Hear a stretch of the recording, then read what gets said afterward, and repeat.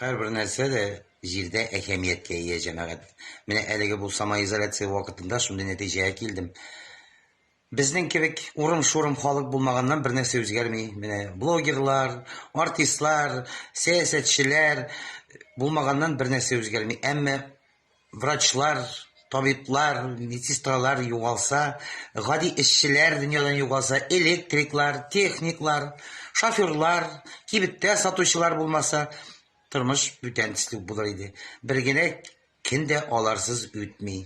Иң авыры табибларга, укытучыларга, гади эшчеләргә төшә җәмәгать. Шуңа күрә өйдә утырыйк, йөремик, күтегезне басыгыз да өегездә утырыгыз, зарланмыйча, моңаймыйча, арыдык, армадык, ә менә алар арымыйлар.